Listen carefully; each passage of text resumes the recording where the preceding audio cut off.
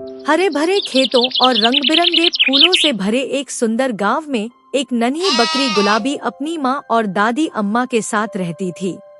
गुलाबी बहुत ही मासूम और खुशमिजाज थी, लेकिन उसकी दादी हमेशा उसे समझाती थी, दुनिया में हर मीठी बात करने वाला दोस्त नहीं होता और हर चमकती चीज सोना नहीं होती। दादी अम्मा बहुत समझदार थी। वे रोज गुलाबी को कहानियाँ सुनाती और उसे सिखाती कि कैसे समझदारी और होशियारी से मुश्किल समय से बचा जा सकता है।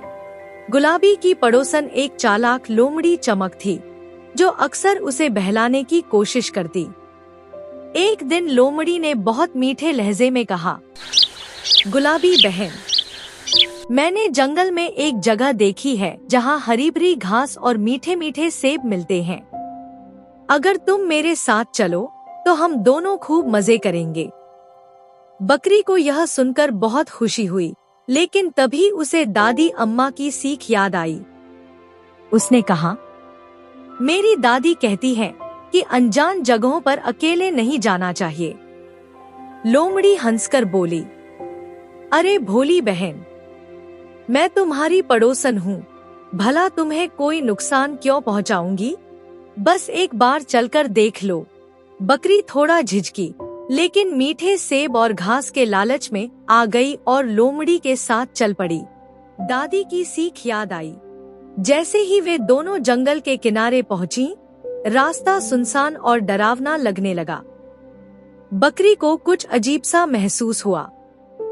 तभी उसे दादी अम्मा की बात याद आई, जो चीज बहुत ज्यादा लालच दिलाए, उसमें कोई न कोई खतरा जरूर छिपा होता है। बकरी ने झट से एक बहाना बनाया और बोली, चमक बहन, मुझे बहुत प्यास लगी है, मैं पानी पीना भूल गई। पहले मुझे घर जाने दो, फिर मैं तुम्हारे साथ चलूंगी। लोमड़ी ने जबरदस्ती करने की कोशिश की, लेकिन बकरी नहीं मानी और तेजी से भागकर अपने घर लौट आई।